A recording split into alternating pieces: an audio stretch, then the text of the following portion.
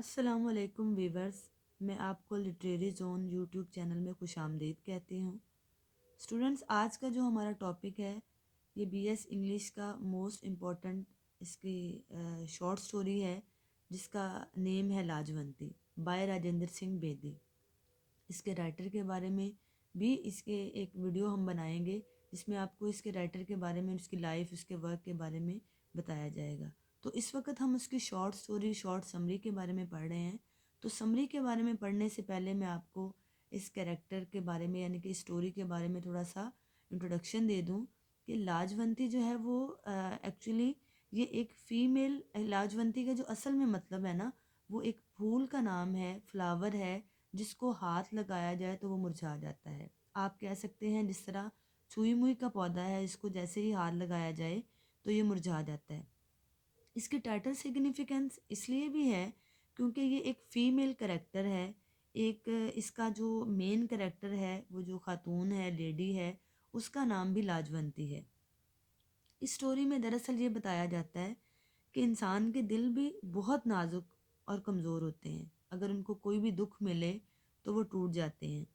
और इसी तरह अगर उनको कोई आदमी, इसी तरह अगर लेडीज़ को, औरतों को कोई मारे तो उनके दिल भी टूट जाते हैं। अगर उनको अबडक्ट किया जाए, उनका रेप किया जाए, जिस तरह अगर कोई भी खातून अपोनेंट पार्टी के हाथ में लग जाए तो वो क्या करते हैं, वो उनका रेप करते हैं, उनको सब्जुगेट करते हैं, उनको अबडक्ट करते हैं। तो इस तरह वो भी टूट जाती हैं। और इवन के हत्ता कि औरतों के साथ तो ऐसा सलूक किया जाता है कि उनके शौहर भी उनको मारते हैं।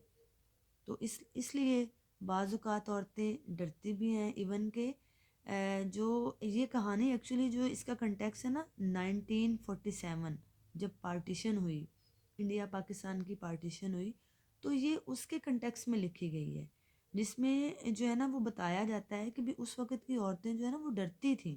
इस बात से डरती थी कि उनकी शादी जो है वो शहर के मर्दों से ना की जाए, क्योंकि उनके जो वो शहर के जो मर्द हैं उनके जूते बहुत भारी होते हैं और वो उनको मारते हैं क्योंकि उनकी कमर पतली होती है, उनकी कमर टूट जाती है। तो वीवर्स, कहानी में जो ये शॉर्ट स्टोरी है ना, इसका जो असल में टाइटल जो है ना वो यही है।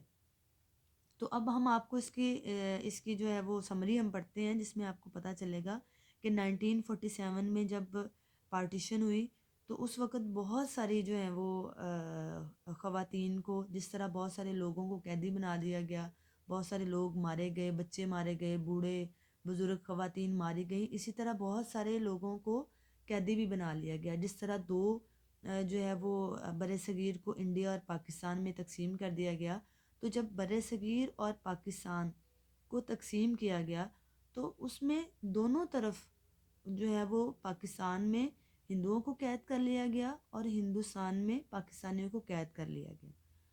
तो मसला ये हुआ कि जिस तरह बहुत सारे कैदी थे तो उन कैदियों में ख़वातीन भी थी।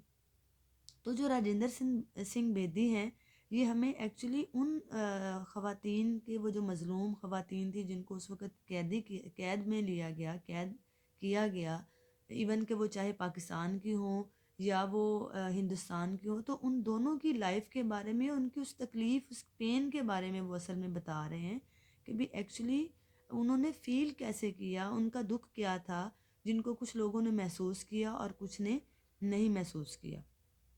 तो अब हम पढ़ते हैं उसके बारे में कि भी किस तरह जो है वो उन्होंने अपनी लाइफ गुजारी और ये स्टोरी में असल इसकी समरी क्या है। जी तो वीवर्स, अब हम पढ़ते हैं इसकी स्टोरी।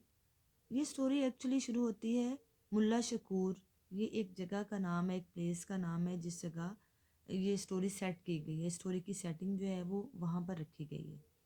ठीक है। तो जिस तरह जब 1947 में पार्टीशन के दौरान बहुत सारे लोग उजड़ गए तो बहुत सारी कमेटियाँ बनाई गई वहाँ। ठीक है। उस कमेटियों में बहुत सारे लोगों को फिर से बचाओ, कुछ लोगों को घर देने के लिए कमेटी बनाई गई, कुछ उजड़े हुए लोगों को फिर से बसाने के लिए, कुछ लोग जो बिछड़ गए थे उनको मिलाने के लिए। इस तरह बहुत सारी जो है वो कमेटियाँ बनाई गई जो मुख्तलिफ कामों के लिए काम कर रही थी, उस वक्त मुख्तलिफ एक्टिविटीज़ में पार्टिसिपेट कर रही थी। तो इस वक्त जो मुल्ला शकूर जगह पर जो कमेटी बनाई गई वो ऐसी ख़वातीन के लिए बनाई गई जिनके लिए जो है ना वो कहा गया कि रिहेबिलिएट देम इन योर हार्ट, यानी कि अबडक्टेड वुमेन, यानी कि ऐसी औरतें, यानी कि फिर से rehabilitate them in your heart mean कि दिल में बसाओ, यानी कि ऐसी औरतें जिनको अगवा कर लिया गया और फिर उन अगवाशुदा औरतों को उनके जो रिलेटिव्स थे, उनके घर वाले थे, वो कबूल नहीं करते थे। तो इस कमेटी में लोगों का बताने का जो मकसद था, इसमें लोगों को ये अवेयरनेस देनी थी कि भी जो औरतें अगवा हो जाती हैं या जिनके साथ ऐसा हादसा पेश आ जाते हैं, उन उसमें उनका अपना कोई कसूर नहीं होता, बल्कि ये उनके साथ वाक़या हो जाते हैं, इसलिए उनको खुले दिल से कबूल करना चाहिए, उनको जीने दिया जाए, उनको उनकी ज़िंदगी गुजारने दी जाए। इसलिए यानी कि अबडक्टेड वुमेन के साथ उनका सलूक अच्छा करने के लिए और लोगों को बताने के लिए ये कमेटी कायम की गई। तो इस कमेटी का जो चेयरमैन है वो है सुंदरलाल, और इसको 11 वोट जो है वो मिले, जिसकी वजह से इसको जो है वो कमेटी का चेयरमैन बनाया गया। और इसको कमेटी का चेयरमैन बनाने की एक और वजह भी वीवर्स ये थी, स्टूडेंट्स के लाजवंती जिसके नाम पर ये स्टोरी लिखी गई है, ये भी अबडक्टेड वुमेन में से थी, और ये लाजवंती इसकी वाइफ थी, यानी कि इसकी बीवी थी, जिसको प्यार से लाजो लाजो कहते थे, और ये बहुत खूबसूरत भी थी। तो स्टूडेंट्स, इस ये जो लाजवंती थी, सुंदरलाल चूँकि जो है वो अपनी बीवी को भी खो चुका था, और वो भी अबडक्टेड वुमेन में यानी कि अगवाशुदा औरतों में शामिल थी, जिसको सुंदरलाल ने बहुत जगह तलाश किया लेकिन वो उसको बिल्कुल भी नहीं मिली। अब रसालू और नेकी राम ये ऐसे एक सॉन्ग गाते थे, यानी कि हथ लाया कमला नहीं लाजवंती दे बूटे, यानी कि इसका मतलब ये है कि इंसान के दिल जो है वो बहुत ज़्यादा नर्म होते हैं, जो दुख से गम से टूट जाते हैं, तो इसलिए औरतें भी बहुत नाजुक और नर्म होती हैं, जिनको जो है वो जो इससे टूट जाती हैं, जो दुख देने से मारने से टूट जाती हैं।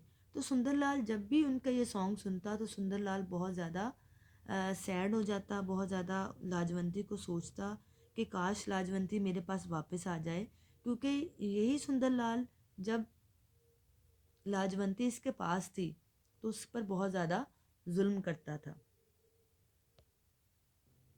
उसका रवैया इसके साथ बहुत ज़्यादा जो है वो ह्यूमिलेटेड बिहेवियर था लाजवंती के साथ।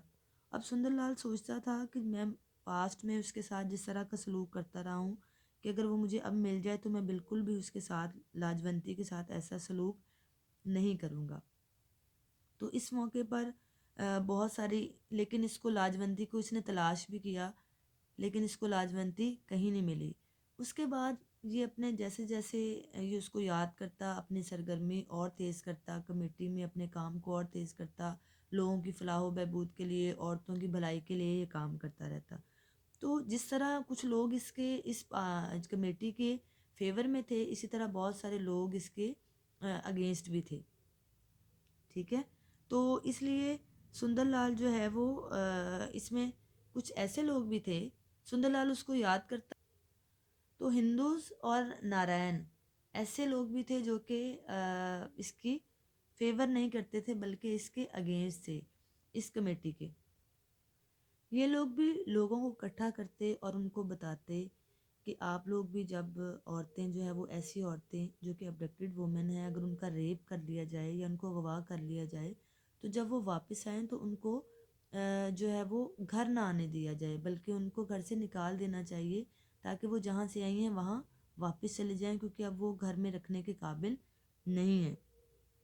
अब इसी जब ये लोग इस कहानी के इस जो कमेटी के अगेंस्ट बात कर रहे थे, हिंदूज और नारायण, तो उस वक्त इन्होंने मुख्तलिफ अपनी जो है वो कहानियाँ, मुख्तलिफ चीज़ें कोट की, कि भी जिस तरह एक मछेरा था, उसने कहानी सुनाई कि एक मछेरा था जिसकी बीवी को अगवा कर लिया गया, और फिर उसकी बीवी जब वापस आई तो उसने अपनी बीवी को घर से निकाल दिया, क्योंकि उसके ख्याल में उसकी बीवी अब उसके काबिल नहीं रही थी। तो इसी तरह उसने बहुत सारी और भी कुछ कहानियाँ जो है वो राम और सीता की कहानी को कोट किया, और वो लोगों को कन्विंस करने की कोशिश कर रहे थे।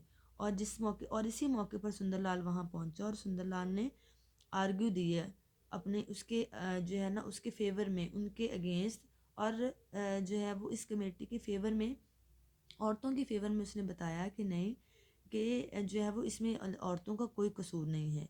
तो इसी दौरान जो है वो सुंदरलाल जो है उसको पता चला कि इस तरह अबडक्टेड वुमन को एक्सचेंज किया जा रहा है। एक खातून थी, मिस मरीडुल्ला साराबाई। इसने जो है ये अबडक्टेड वुमन को एक्सचेंज करने का काम करती थी।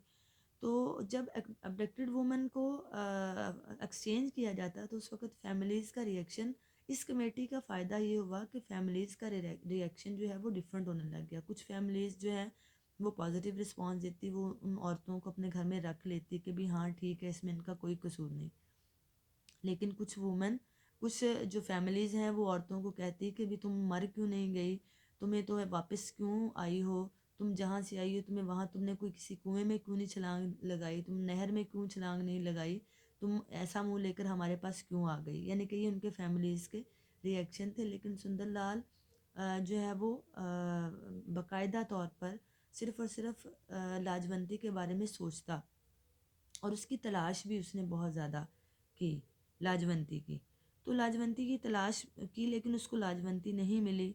फिर वो अपने कामों में बिज़ी हो जाता कि इसी दौरान कालका प्रसाद जो कि एक लॉयर था, उसने भी बहुत एक इसके फेवर में जो है वो गीत गाया। इसी तरह जो है वो जो गीत जो था कि हथ लाया कमला नहीं लाजवंती दे बूटे, यानी कि औरतें बहुत नाजुक होती हैं, इनको मारना नहीं चाहिए। अब इसी दौरान लालचंद जो है वो आया उसके पास और उसने कहा मुबारक हो, मैंने लाजो भाभी को देखा है।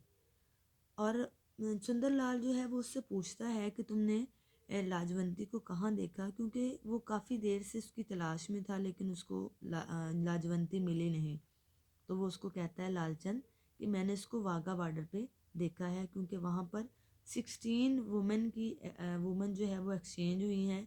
16 वुमेन, यानी कि अगर जिस तरह पाकिस्तान और हिंदुस्तान जो है दोनों की तरफ से औरतों को अबडक्ट किया गया, अगवा किया गया, तो जब अगर पाकिस्तान से 5 औरतें जाती या 10 औरतें जाती या 8 औरतें जाती, तो बदले में उनको भी उतनी ही तादाद की औरतों को जो है वो रिलीज़ करना होता था। ठीक है, तो वो उन औरतों को उसी तादाद में, उसी स्ट्रेंथ में वो भी उनको आज़ाद करते। तो लाजवंती जो थी उस वक़्त, उनके साथ, लाजवंती के साथ बहुत सी बूढ़ी ख़वातीन भी जो है वो आज़ाद की गई।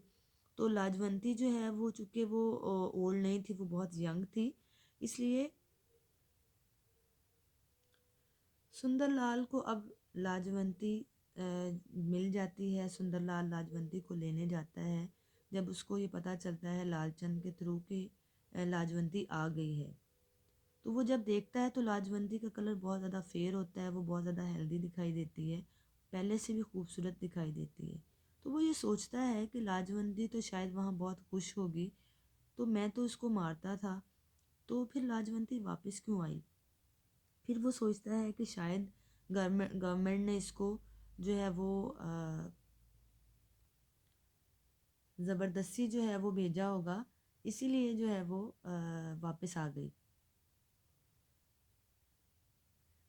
जब लाजवंती वापस आती है तो सुंदरलाल उसको देवी कहता है, उसको बहुत खुशी होती है, वो उसको देवी कहता है। और लाजवंती इस बात पर बहुत खुश होती है कि अब सुंदरलाल उसको मारता नहीं है, और वो अपना हर दुख, अपनी पेन जो वो उसके बगैर गुजार कर आई, या जो उसके साथ बीती, उसके साथ जो सलूक किया गया, वो सुंदरलाल को बताना चाहती है, लेकिन सुंदरलाल उससे अवॉइड करता है। और सुंदरलाल जो है वो, लेकिन वो बहुत दफ़ा उसने कोशिश की, लेकिन सुंदरलाल ने सिर्फ एक बात पूछी कि जिस शख्स के पास तुम थी उसका नाम क्या था, तो वो कहती है जुम्मा। लेकिन इसके अलावा सुंदरलाल ने उससे कुछ ना पूछा। उसने पूछा क्या वो तुम्हें मारता भी था, लेकिन लाजवंती कहती है नहीं, वो मुझे मारता नहीं था, लेकिन मुझे उससे डर बहुत लगता था। तुम मुझे मारते भी थे लेकिन मुझे तुमसे डर नहीं लगता था।